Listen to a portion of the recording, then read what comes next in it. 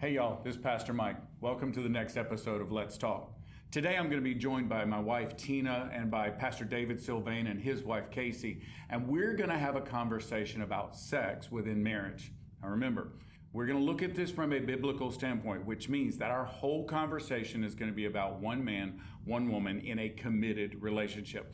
And we're going to talk about things like finding intimacy within that sex life and within that marriage. We're going to talk about boundaries that should be observed. We're going to talk about the different ways that men and women view sex and the expectations they bring into a marriage. So, sex is something God created, it is biblical, and it belongs in marriage. Sex in marriage. It matters. So let's talk. All right, well, today we're going to talk about sex in marriage. This is going to be a fun topic that all of us are a little awkward about, and yet, this is a major part of the human existence, to be honest. It's a major part of marriage. It's a major part of who we are as individuals. And so we want to unpack it, and we're going to talk about sex in marriage because from a Christian perspective, that's the only place where this should exist. Right. That's the only place where this should take place. And from a biblical perspective, sex is made for marriage. Now, we're going to deal with a few questions. So here's the first one: the importance of sexual intimacy. Now, in Genesis, it reads that that is why man leaves his mother and father and is united to his wife, and they become one flesh. This is a reference to sexual activity, to having sex. When I was younger, I got to be honest, I just assumed that was like, that's sweet. They just like bonded, and it's like an emotional bond kind of thing. And I didn't realize how blunt and brutal the Old Testament actually is. Yeah. And so this is actually a reference to sex. And this is piled on top of after God creates Eve. Adam and Eve are in the garden. They are, the Bible says they are together, they are naked, and they are unashamed. So this sexual intimacy, putting those two words together, sex, as our society would talk about it by itself, is just a thing. But sexual intimacy inside of marriage, it's a different thing. So let me just toss that out there, the importance of sexual intimacy. Who wants to jump in on that one? So, well, I guess that leaves me. The sexual part of the intimacy part, like intimacy has a lot of different forms. We can have intimacy emotionally and all that, but the ultimate form of intimacy has to come in sex. Sex kind of makes vulnerability happen. Like that verse, they're naked and unashamed. Right. So intimacy and the sexual nature is the highest form, and it's critically important that it happens within the context of marriage, which I didn't always understand. I always thought that, like growing up, you would hear, I went to a private Christian school as a kid, and I always heard that sex was, only supposed to happen with a husband and a wife, and I just thought that was rules, and it didn't make sense. And then growing up later, figured, why would I ever, this is a terrible way of putting it, but why would I ever buy a car without test driving it? And I realized, always hated that phrase. I heard it all the time growing up. It's terrible, but that's what everybody said, and it made a lot of sense, right? It does, on the surface, make sense, except that sex isn't supposed to be something that's just an act or just about you getting pleasure, right? It's really a partnership and kind of a union and a dance.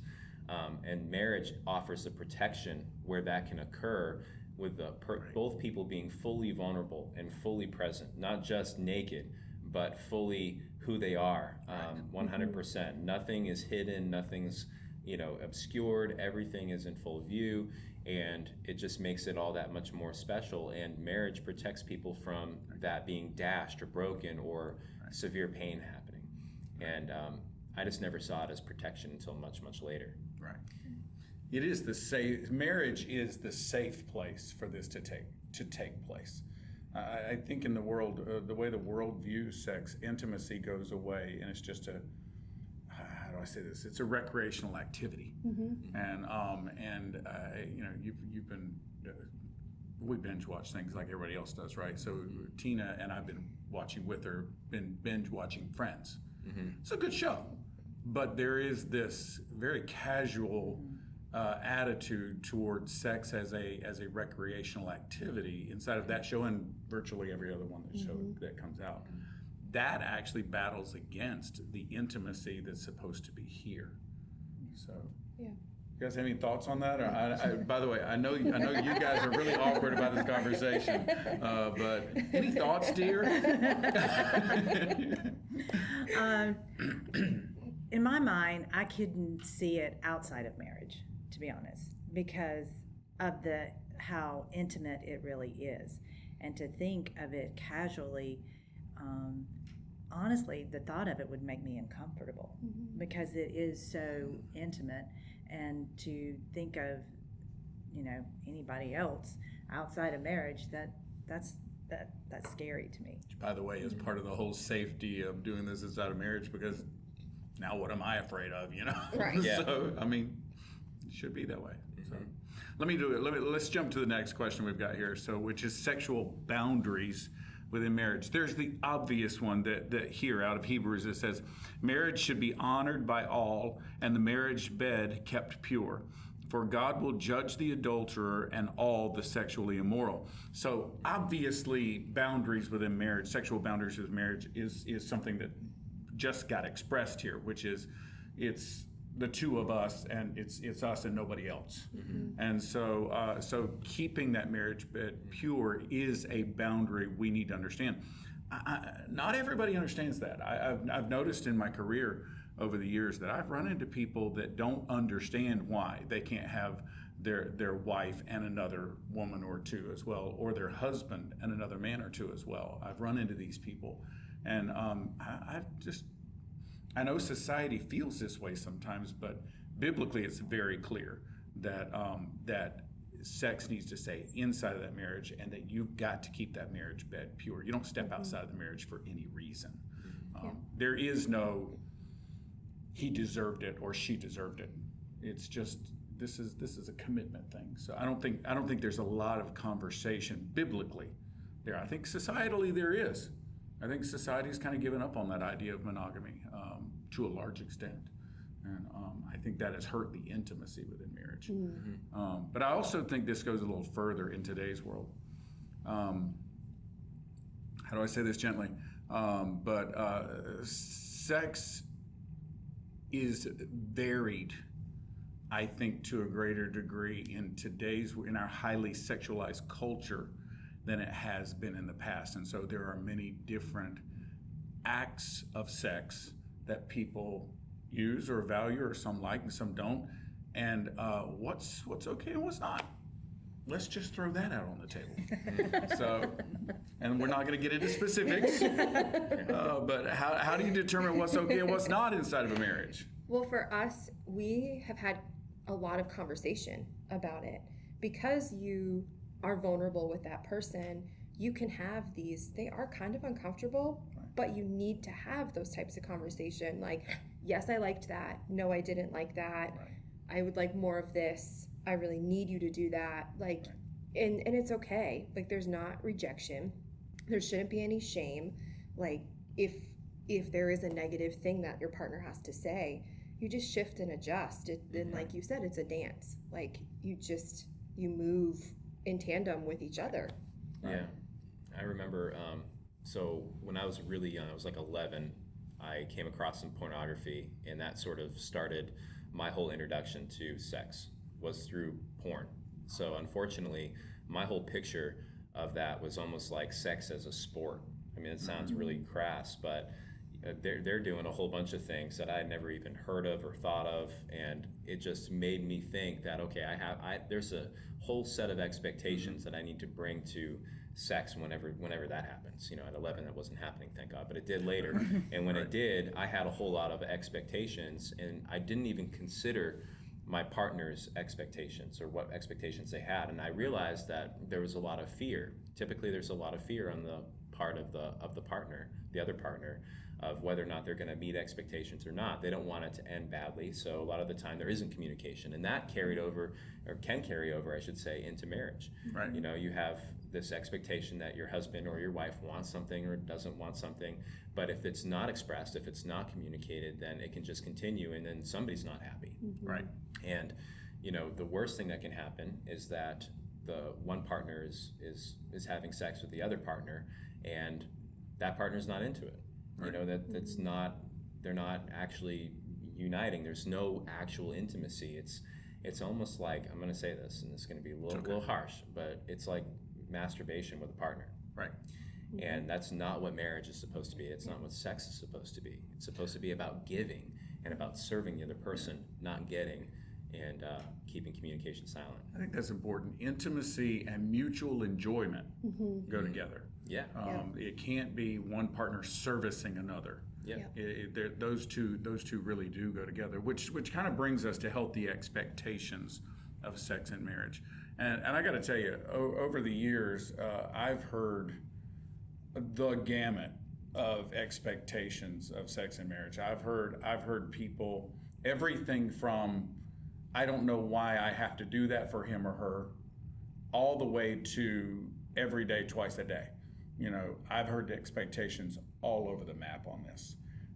Again, we come back to communication, but what are healthy expectations of sex inside marriage? Because society, look, let's be honest, Hollywood makes it look like women always want it and men always want it, and it's just, you just got to find the right girl at the right time. And that's not a good expectation. Nope. You know, That's not real. So what are some healthy expectations of marriage? Again, back to God's word. 1 Corinthians 7:4-6 says, the wife does not have authority over her own body, but yields it to her husband.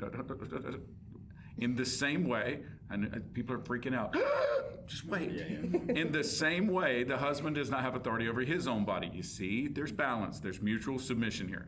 But yields it to his wife. Do not deprive each other, except perhaps by mutual consent. Most people don't even know that's in the Bible. Yeah. And yet it's there, except by mutual consent and for a time. Even if it's mutual consent, it ain't forever. Yeah. You know, you can't just decide and don't. Again, I'm going to say something a little crass. I've heard of numerous marriages where, you know, the girl goes and watches her shows, and the guy goes and watches porn, and that's their sex life. You know, and well, that's not acceptable. That's not what this is saying. For a time, that you may devote yourselves to prayer, then come together again, so that Satan will not tempt you because of the lack of self-control.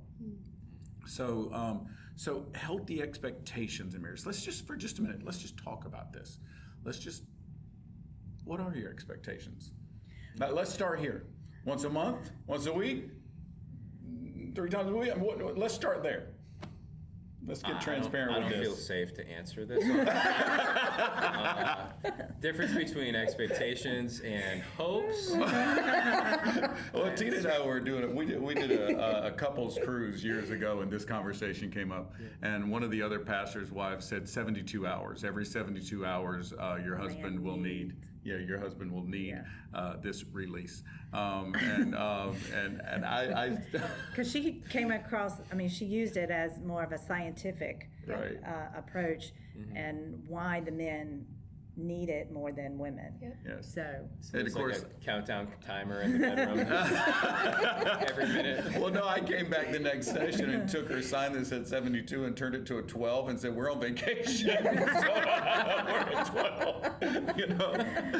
So what are your expectations? I mean, I think in the end, no matter what our expectations are individually, it's something we've got to talk about. It's Right. something we've talked about. Well, it kind of goes back to the whole communication thing, because I know that the expectations when we go away, just the two of us, there are more expectations than there are if we were at home, you know, going about Okay. our daily business. Let's explain this. And I'm just gonna go transparent here. There are work trips, there are missions trips, there are family trips, there are adventure trips, and there are sexy trips. So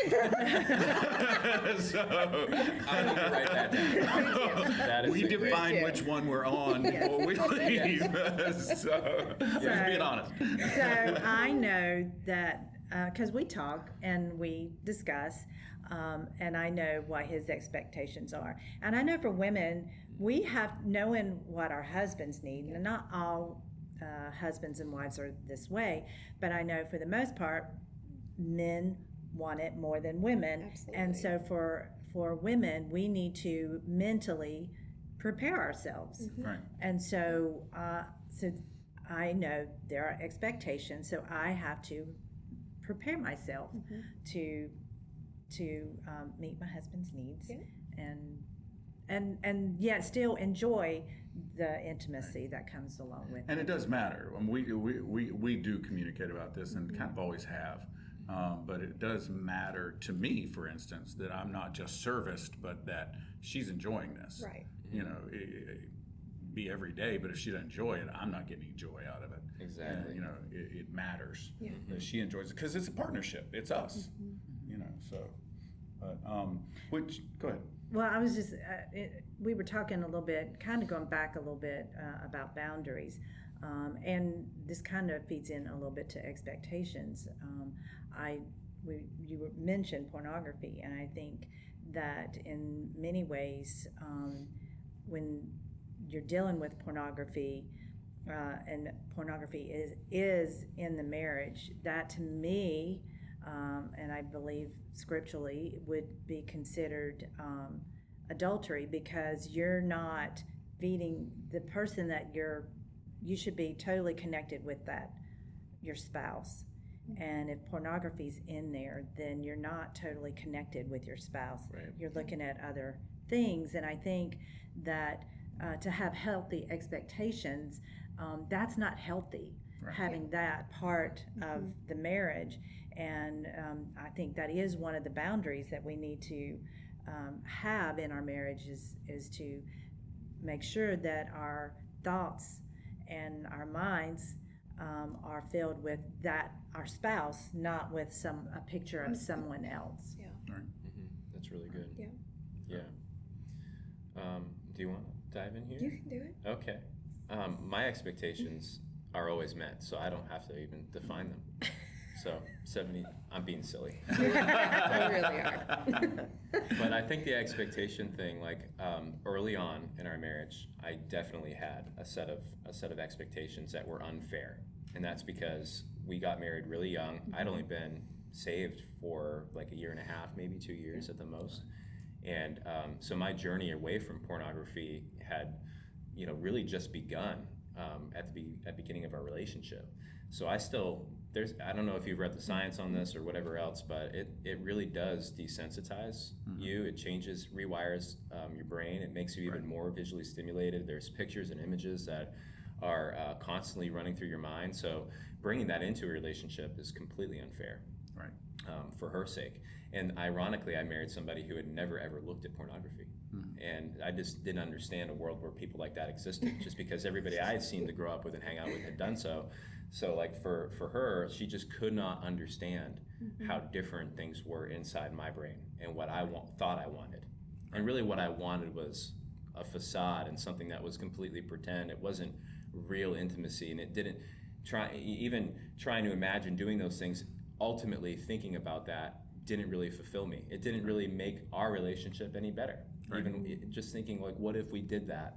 It didn't, on the opposite side, actually result in our relationship being better.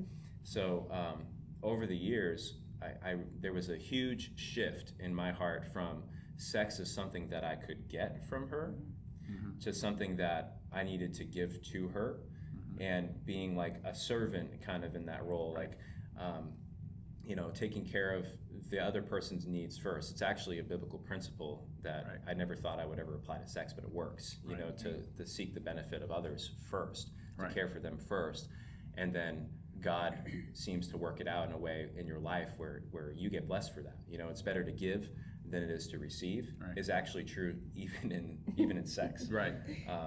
And that was a huge pivotal shift, and that's really helped me with expectations over the years. Yeah, it really has. I came into marriage not having a good view of sex. Like when I grew up, you didn't have it outside of marriage. Well, I went through this rebellious phase and didn't stick to that. So I saw it as something that I just had to do, like to keep a guy happy. And so I really didn't have many expectations coming into marriage, because it was just kind of like, okay, I just have to do this whenever he wants. And I didn't have to enjoy myself. And so that has shifted majorly in marriage and years of communicating and being vulnerable.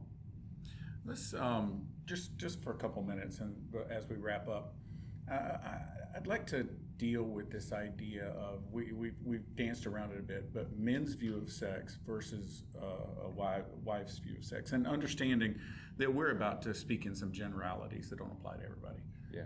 But in general, I think that let me just toss this out there. Men are viewed as simply wanting the release of finishing. Where I think in reality for men, okay, I'll just speak for me. For me, it's less about that than it is about feeling desired and wanted. That really matters. So for me, I understand the stereotype. Yeah. And I'm not going to say the release doesn't matter. I'm not here to say that. But at the same time, it has something to do with being valued and being desired. I'm just curious, from a male perspective, what would you say about that view? Yeah, I mean, when I've done marriage counseling with people, that's the part that I always get to as sort of the pinnacle of what marriage really brings to the table sexually, is that there's a connectedness and a spiritual connection even, I believe, and an emotional connection where there's total vulnerability that makes sex really, really special. Right. I mean, if there's so many people who are in Christian marriages who are virgins coming into their marriage and are together and find themselves in a situation where they're like, man, I just wonder if it would have been different if I had had sex before. And I always say to them that yes, it would have been very different because you would have been very unimpressed with sex compared to what you are now. Right. And they're always a little confused, and I say, because sex when you're not married, when there's not that lifelong commitment and total vulnerability, is nothing more than just a bump and a grind. Right. It's nothing more, it literally is only a release. Right. And there's a depth and a level to sex that comes when you are completely committed to the other person that is just totally different than I could have ever imagined. So yeah, when I first started out thinking about sex, it was all about, the male predominant view for me. What I took in was that it's the best, that there's never enough, and that men are irresistible to women, and that we're the best at sex. What are you laughing at? And Gosh. it was like those four things were like what I just assumed was true about sex as a young guy, and then meeting Christ and kind of coming into a loving relationship with somebody that I realized I want to commit my whole life to her. Right. Started to shift over time, and now is what I said before. It's all about the commitment. It's all about vulnerability. That makes it special. So earlier when we were preparing for this, the question was a wife's view of sex, and you guys were kind of struggling with that question. So what I asked was, what would you miss if that was gone from your life? So from a woman's perspective, just for a minute, have that conversation about a wife's view of sex. For me, I would miss connection. That time you're alone. I mean, in our house, we've got little kids. So, like, the doors are locked. It is just us. So I would miss that connection that we have when either before or after. Like, it changes, I guess, with, like, your mood or whatever. But I would really miss that connection with another person. And that person who hears me, who understands me, who can comfort places in my heart that nobody else can. I would really miss that. There's a next level of it, and after sexual intimacy, there's a next level of intimacy that just comes mentally and emotionally. You just really connect, and I think that just takes your relationship, I think, a little deeper. And instead of, I know a lot of wives think, I just got to do my wifely duty. One of the things that I realized as I've, from the beginning till now, 30 plus years of marriage. You're not the only one who No, I totally forget. 30 plus years of marriage. 32.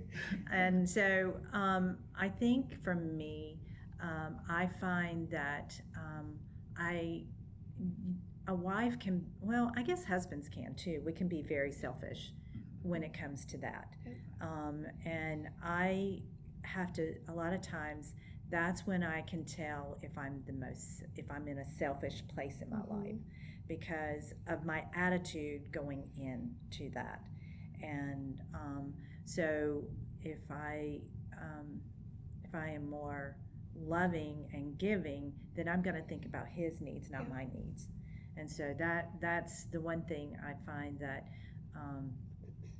for me as a wife, it's a spiritual attitude check, if you will. So. Well, so what I'm hearing is talk about it.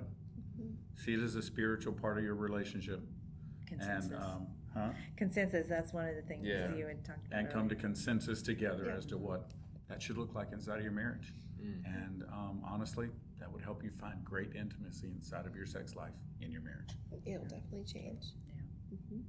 Amen. Hey guys, thanks for joining us today for Let's Talk. If you're struggling in your marriage in any way, I'd like to make a couple of suggestions. First of all, we've added a link to this video to a sermon series we did recently at New Life called Making Marriage Work. Take a look at those videos. I think you'll find some help there. But if you need help beyond that, please contact us. We have counselors, we have pastoral counselors, we have people that can walk this journey with you and help you arrive at the best marriage that God has prepared for you. Now, if this helped you today, I'd like to ask you to like, to subscribe, to share, to comment, all of those things. And listen, we'll see you next time for Let's Talk.